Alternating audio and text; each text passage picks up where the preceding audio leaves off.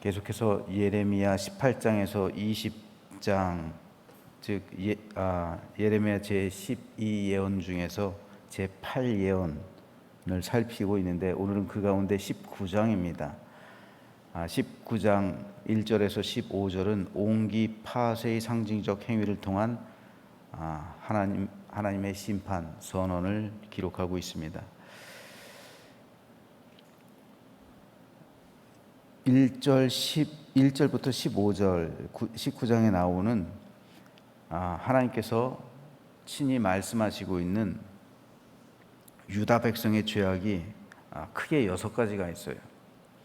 첫 번째로는 그들이 나를 버렸다. 두 번째로는 이곳을 불결하게 하였다. 이곳은 물론 하나님의 성전이죠. 성전과 예루살렘을 의미합니다.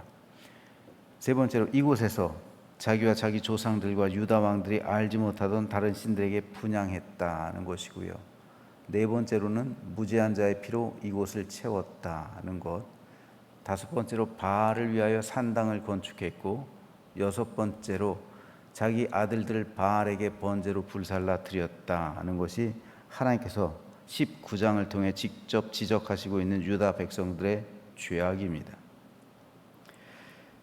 그래서 하나님께서 옹기를 예로 들으시는 거예요. 옹기가 깨지면 이것을 완전하게 할 사람이 누가 있겠느냐. 마찬가지로 너희가 나의 계명을 버리고 너희와 나의 언약이 이렇게 깨져버리면 새롭게 할 수가 없다. 너희가 한번 죄악 가운데 빠지면 너희는 새롭게 이렇게 될 수가 없고 너희들은 반드시 심판을 받을 것이라는 그런 말씀을 예레미야를 통해서 전하시는 것인데, 문제는 하나님께서 예레미야에게 어디로 가서 이 말씀을 전하려 하시냐면은 2절입니다. 하시듬은 어기 곁에 있는 흰놈의 아들의 골짜기로 가서 거기에서 내가 내게 이른 말을 선포하라. 흰놈의 아들 골짜기로 가서 이 말을 선포하라 말씀하시는 거예요. 6절입니다. 그러므로 보라, 다시는 이곳을 도벳이나 흰놈의 아들의 골짜기라 부르지 아니하고 오직 죽임의 골짜기라 부르는 날이 이를 것이다. 여호와의 말이니라. 흰놈의 아들 골짜기에 가서 이 말씀을 전하고, 바로 이 흰놈의 아들 골짜기가 이제 죽음의 골짜기가 될 것이다 라고 선언하라. 하나님께서 예레미야에게 말씀하시는 겁니다. 그렇다면 왜 하나님께서는 흰놈의 아들의 골짜기, 거기에서 이 말씀을 전하라 하셨을까요? 지도를 하나 보시죠. 지금 보시는 지도에서 흰놈의 골짜기가 나오죠. 위에서부터 한번 볼까요? 성전을 중심으로 한번 보죠. 성전, 예루살렘 성전이에요. 예루살렘 성전이고, 자, 그리고 왼쪽에 골고다 언덕이 있습니다. 주님께서 십자에서 돌아가셨던 분. 그리고 흰놈의 아들, 바로 흰놈의 아들의 골짜기, 흰놈의 골짜기 바로 위쪽이 시온산이에요. 시온산의 위치가 저기 있는 거. 감람산은 반대로 저쪽 기드론 골짜기가 성전 바로 앞 오른쪽으로 저 파란색으로 이렇게 한 게 강이 아니라 골짜기예요. 골짜기인데 그게 기드론 골짜기예요. 기드론 골짜기 너머에 겟세마네가 있고 감람산이 있는 거예요. 자, 그렇다면은 성전, 성부 하나님, 골고다, 성자 예수님, 마가다락방이 시온산에 있어요. 마가다락방, 성령 하나님, 성부, 성자, 성령, 이렇게 삼각형으로 이렇게 보이죠. 그리고 시온산이 시온산 바로 아래쪽에 있는 계곡이 흰놈의 골짜기예요. 흰놈의 골짜기가 있고요. 그리고 아겔다마라고 맨 오른쪽에 있죠. 저희가 피밭이라고 불린 데인데 가룟 유다가 저기에서 죽은 곳, 가룟 유다가 자살한 곳이 아겔다마라는 곳입니다. 저쪽에서 이렇게 되어 있는 것을 볼 수가 있어요. 자, 그렇다면 왜 하나님께서는 이 흰놈의 골짜기에 가서 하나님의 말씀을 전하라고 하셨을까? 중요한 이유가 있습니다. 흰놈의 골짜기가 갖고 있는 몇 가지 역사적인 특성이 있어요. 첫 번째로는 흰놈의 골짜기는 유다 지파와 베냐민 지파의 경계예요. 그리고 죽은 동물의 사체나 사람의 시체를 버리던 장소가 흰놈의 골짜기였습니다. 또한 예루살렘의 쓰레기를 이곳에 버리고 소각장으로 사용했어요. 우리나라 옛날 서울로 말하면 난지도 같은데 쓰레기를 버리던 곳이에요. 그리고 소각장으로 사용해서 이곳은 항상 불이 타고 연기가 피어 올랐다고 합니다. 그러니까 예루살렘의 생활 쓰레기들, 그리고 동물의 사체들, 혹은 객사한 사람들, 전염병으로 죽은 사람들, 그런 사람들의 시체를 여기다 두고 다 태워버리는 소각장이 바로 흰놈의 골짜기에 있었다는 거예요. 그런데 남유다의 왕 아하스 때, 이제 아하스와 므낫세예요. 아하스의 아들이 므낫세거든요. 죄송합니다. 아하스 때, 그리고 또 므낫세 때 이곳에 바알의 신전을 만들어서 바알에게 분향했다. 아하스 때 맨 처음에 이 바알의 신전을 만들었고, 그리고 히스기야의 아들 므낫세 때 이 바알에게 여기서 또 분향을 하고, 그리고 히스기야 아들 므낫세 때는 더 심하게 암몬의 국가신 몰렉을 위한 도벳 신전을 짓고 이곳에서 자녀를 불살라드리는 인신제사를 행했어요. 도벳 사당이 있었던 곳도 바로 이 흰놈의 골짜기였다는 것이죠. 그래서 신약 성서의 저자들은 지옥을 나타낼 때 히브리어로 흰놈의 골짜기를 게흰놈이라고 하거든요. 게흰놈. 그런데 이것을 헬라어로 번역하면 게헨나가 돼요. 게헨나. 그래서 게헨나, 흰놈의 골짜기, 이것이 헬라어인데 이거를 지옥으로 차용하고 있는 거예요. 그래서 신약 성경에서 지옥은 게헨나예요. 헬라어 단어로. 그런데 이 게헨나는 게흰놈, 즉 흰놈의 골짜기를 의미하는 말입니다. 즉 흰놈의 골짜기가 지옥이 됐다는 거예요. 그래서 하나님께서는 결국 신약 성경의 의미로 따지면 게헨나로 가서 말씀을 전하라는 거죠.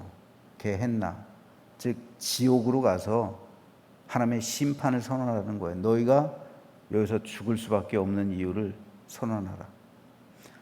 지옥으로 가서 너희가 심판받을 수밖에 없는 이유를 선언하라, 선포하라, 이렇게 말씀하시는 거예요. 그러니까 신약 성경의 의미로 보면은 굉장히 끔찍한 일이죠. 예레미야 보고 너희가 왜 지옥에 올 수밖에 없는지, 너희가 왜 지옥 판결을 받을 수밖에 없는지를 선포하라, 이렇게 말씀하신 것이라 할 수가 있습니다.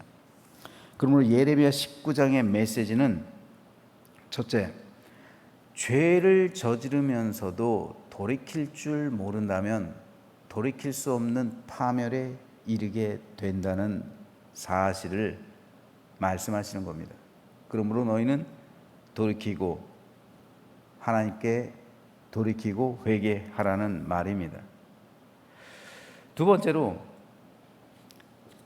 인생은 깨어지기 쉬운 질그릇 같은 옹기와 같은 존재들이라는 것이죠. 깨지기 쉽죠. 그러므로 하나님 앞에 겸손하라는 것이죠. 겸손해서 하나님 앞에 겸손한 마음으로 항상 살아가라는 말입니다. 선줄로 알거든 넘어질까 조심하라. 가장 위험할 때가 살아보며 그리고 신앙생활 하다 보니까 그래요. 은혜 받았을 때가 제일 위험해. 은혜 받았을 때. 은혜 받았을 때 꼭 시험이 찾아와요. 우린 늘 겸손해야 됩니다. 깨지기 쉬운 질그릇 같은 존재들이기 때문에 늘 하나님 앞에서 겸손함을 잃지 말아야 함을 19장을 통해서 말씀해 주고 있고요. 세 번째로, 탐욕에 사로잡혀 악을 행하는 곳이 바로 지옥이다라는 사실 19장을 통해서 알 수가 있습니다. 지옥은 죽어서 영원히 가는 죄악의 결말이죠. 그와 동시에 살아 있을 때도 탐욕에 사로잡힌 사람들은 지옥을 경험해 삽니다. 그렇죠? 탐욕, 정욕, 죄악과 더불어 사는 사람들의 삶과 가정, 그것은 지옥이에요. 그렇죠? 가정이 지옥인 데가 많습니다. 가정이 천국인 곳, 가정이 지옥인 곳, 내 삶이 천국인 사람, 내 삶이 지옥인 사람. 우리는 이 둘 중 하나를 살아가고 있는 거예요. 세상 사람들은 많은 것을 가지고 있다 하겠지만, 죽어서도 지옥 가겠지만 살아서도 지옥 같은 삶을 살아갑니다. 하지만 우리 그리스도인들은 이 탐욕을 버림으로 천국의 삶을 누리는 거죠.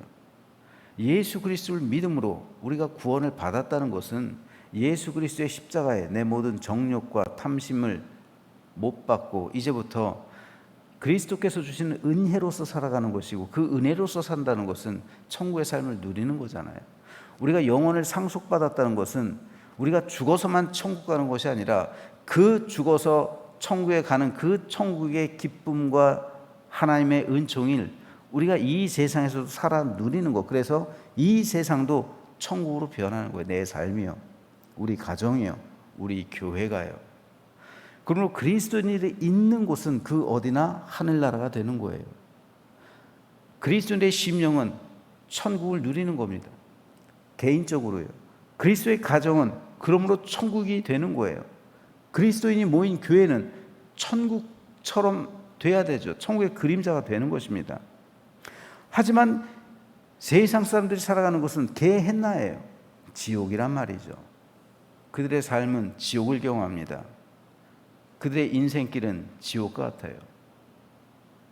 그러므로 그들의 결말은 죽어서 결국 지옥에 가는 것이죠. 그렇기 때문에 사람들은 알 수가 있는 거예요. 볼 수가 있는 거예요. 이 사람이 천국 갈 사람인지 지옥 갈 사람인지 알 수가 있는 거예요. 이 세상에서 지옥 같은 삶을 살아갔는데 죽어서 천국 갈까요? 이 세상에서 천국의 삶을 누리는데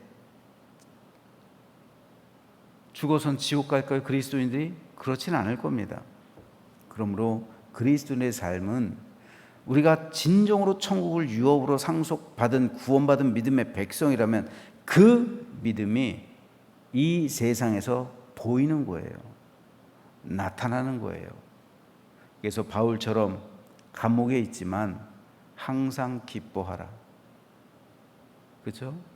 늘 감사하고 기쁨이 넘치는 거예요.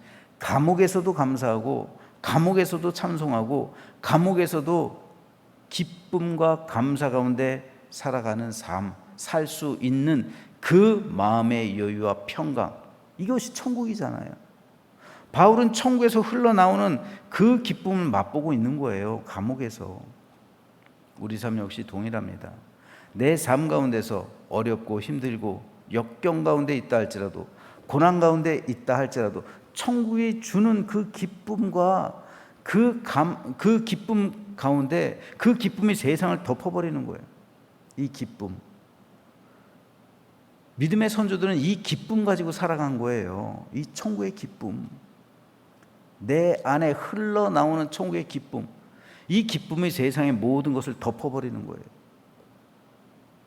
그러므로 이 기쁨으로 세상의 모든 것을 덮어버리는 사람, 그것이 보이는 사람은 진짜 구원받은 사람이에요. 그것이 남들 눈에도 보이는 사람은 진짜 구원받은 사람이라는 것을 알 수가 있어요. 그러므로 저는 저 여러분 모두가 이러한 천국의 기쁨을 가지고 세상을 이겨나가는 흰놈의 아들 골짜기, 흰놈의 골짜기에서처럼 게헨나의 삶을 살아가는 것이 아니라 천국의 삶을 살아가는 우리 모두가 되시길 바랍니다. 네 번째로는 흰놈의 골짜기 끝에 가룟 유다가 자살한 아겔다마가 있다. 아까 지도 한번 보실래요?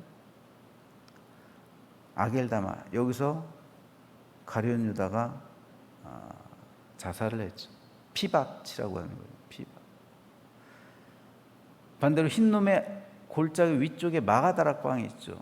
저기서 제자들은 성령을 받았어요. 아겔다마는 저곳에서 죽었고요. 제자들은 마가다락방에서 성령을 받았고요. 흰놈의 골짜기 끝자락이에요. 아겔다마는요.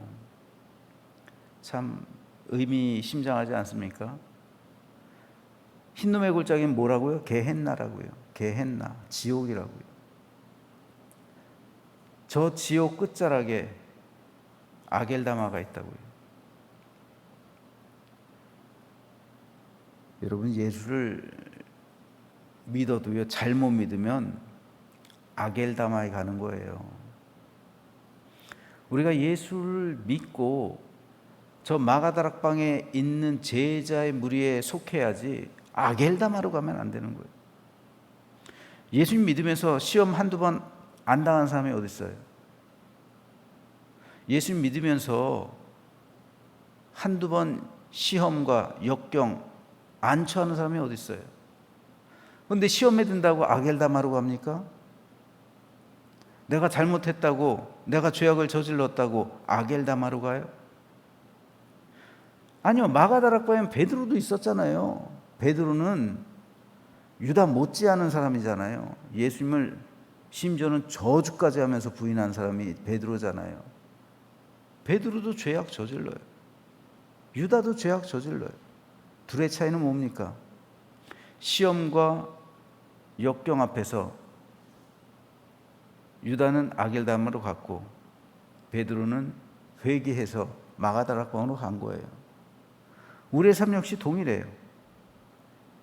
예수를 믿되 시험과 역경 여러 가지 환난이 있지만 그 가운데 온전히 회개하고 우리가 다시 새롭게 우리 믿음을 고친다면 마가다락방으로 가는 거고요. 그 시험과 역경 거기에서 잘못되어지면 게헨나로 가는 거예요. 아겔다마로 가는 거예요. 이것을 알 수가 있습니다. 다섯 번째로 흰놈의 골짜기의 삶, 즉 지옥의 삶은 이 세상에서부터 알아볼 수 있다는 사실이죠. 아까도 설명드렸지만 죽어서의 지옥은 살아서의 삶의 결과입니다. 탐욕, 우상숭배, 정욕, 온갖 더러운 삶을 살아가고 있다면 이게 바로 내가 흰놈의 골짜기의 삶을 살아가고 있다는 증거예요. 여러분, 세상 사람이 악하게 살아간다 그런 거 가지고 여러분 불평하거나 원망하지 마십시오. 그 사람 지옥을 살아가고 있는 거예요. 불쌍한 거예요. 그 사람 진짜 지옥, 이 사람 지옥 살아가고 있구나. 이 사람한테는 지옥이 보이는 거예요. 얼마나 끔찍한 말이에요. 그 악을 행하는 사람한테 가서 당신의 삶에 지옥이 보입니다. 이렇게 한번 말해보세요.